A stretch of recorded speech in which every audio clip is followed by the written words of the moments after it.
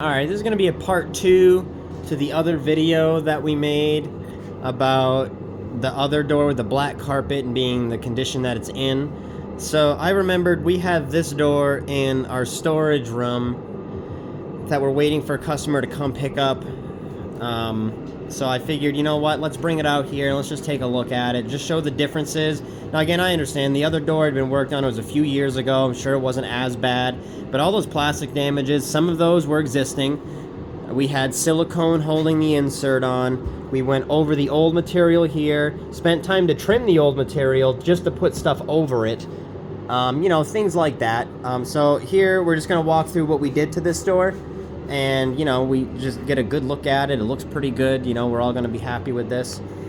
So the carpeting, we can start there. You know, we ripped the old stuff off.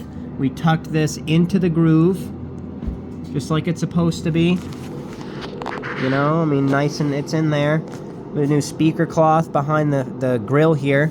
That way, that's not old material. That's new material. New padding. Because that's easy to do. The other door had unusual padding behind this part of the insert, which originally there's no padding behind there, it's only behind the upper piece. You know, we put some padding behind there and we shaped that properly. This here, we didn't put padding. To me, it doesn't make sense. There's nothing wrong with it if that's what the customer wants, but to me, it doesn't make sense. So that all got redone. This was all busted out, just like you saw in the other one. We had to build new material in here. Because this was gone, this area was completely gone, there was some cracks down here. We take care of that stuff when things are here. We buy plastic by the pallets because we do manufacturing with it, we use it for repairs, and so we fabricate with raw plastic and plastic weld them in there and do some other stuff to make sure that it's not going to break. Now, of course, you know, somebody gets real rugged with any plastic, it's going to break. This is going to last a long time if it's treated well. There was a crack right here, kind of hard. We blended some texture in. There was a crack here. See if we can, you can kind of see the lighting's really hard in here. We got LED shop lighting, but we blended texture in for there where there was a crack. This was broken. Kind of hard to see. Blended texture in around there. So repairs get retextured. It's impossible to recreate the exact original texture, but that's why we blend it. So that way it kind of just fades in and you don't really see it unless you're looking for it. You know, one of those deals. But I'm going to pause this and we're going to flip this door around. Here's that new padding again. It's the same stuff, it's just new. We have our new speaker cloth here. We have new speaker cloth here. And these are those clips I was talking about. We get these from one of our upholstery suppliers. They're metal clips. We do trim them. We do trim them down because they're kind of like this long. And we don't want them to hit the body of the door. So when we're in, they clip them. But we have had to take them out since we've put them in on some projects where we're like, oh crap, we forgot about something. So let's take a look back here. But no, you can just pop this panel back out, give these a little squeeze with pliers, pop it back in, re-spread them or squeeze them if you have to. I mean, this insert, it's not going anywhere. I'm wiggling the door, it's on there, and it's only gonna come off if you want it to. Re-plastic welded the trim back on, and this is all glued. I'm not gonna peel that up. We had fixed this guy in here. It's not that pretty. We try to clean it up a little bit, but we don't spend a ton of time trying to clean that up to make it look like it was never touched on the back, because we want the extra strength. So we go through, we plastic weld the whole thing, we'll put a couple of staples in there for reassurance, and then we'll cover up the staples with a high strength plastic structural epoxy that's pretty much fucking rock hard. You ain't breaking that stuff. That's just extra insurance. The weld, I would trust the weld, but the customer's paying, so we might as well do all three methods just to make sure. We used epoxy down here too because with that little stud, this was coming off. You're going to spend more time welding this and this little stud's going to slowly vanish, so we put epoxy there. Like all that, we put epoxy right there, but the pocket did come out to fix those cracks. It's all welded back on all the way across. More weld. What else do we got here? This was busted out in a few spots. I think it was right here, right here, and this little whole end piece was busted out. We take care of that while we're here. We literally do everything. It doesn't matter what the vehicle is, what kind of vehicle we're working on here.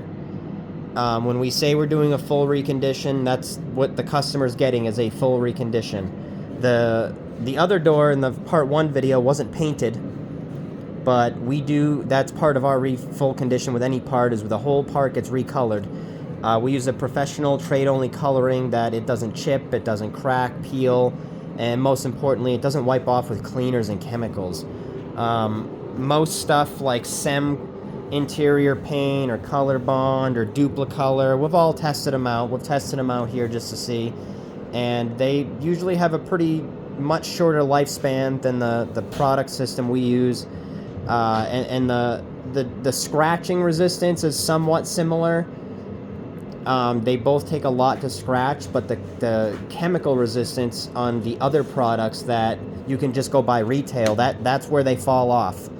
You get some real strong cleaners or something of the sort on a rag, and you start rubbing. Of course, the more and harder you rub, the worse it's going to be. But it starts to pull right off the part you painted, even when it's properly done, following all the instructions, using all the right products for prepping. The stuff we use, you can put acetone on a rag and wipe it, and it's not going anywhere.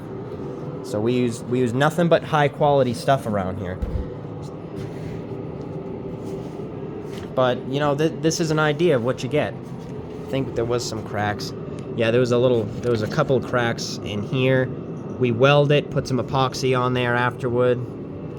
This door wasn't really that bad. That clip mount was broken, gone, and missing. But, you know, these are the differences of when you have a good, reputable shop doing high-quality work with some of the best supplies that you can get in the industry versus going somewhere that likes to, from what we can tell, I can hope that was the one rare occasion that it ever happens, even though it should never happen. So I hope it didn't happen ever again there, whatever place it was. But, you know, you go to a good, reputable shop, these are the types of quality that you should be expecting to get back. I mean, some customers say we might charge a little too much. It takes a long time to do this stuff, and the supplies we use, because they're so good, they aren't cheap. I mean, if I'm not mistaken, there was a time where we actually timed out a door in amazing condition, start to finish, did nothing but that door from step 1 to this, and we had 6 hours of time in it, and we charged the customer $400. That's a really good deal, you know? The businesses have to make money to open their doors and pay for their supplies, but any reputable shop is going to do something at minimum this quality, not what you've seen in part 1. So we just like to make customers aware of what they're getting when they pay us or any other good quality shop versus a shop that might not be to these types of standards like we saw in part 1, or anything done just by somebody tinkering at home trying to learn how to do stuff. You know, just the differences. But everybody's got to start somewhere. But if anybody has any questions, definitely give us a call or an email right on our website, obsinteriors.com. We do interior repair for any vehicle that's out there. We do a lot of these OBS Fords, but that's mostly what we capture in photos and whatnot. But we do work on anything on a daily basis. It's all the same materials, same everything. It's all just different shapes. You can see a full list of our services on our website as well, but get in touch with whatever you need interior.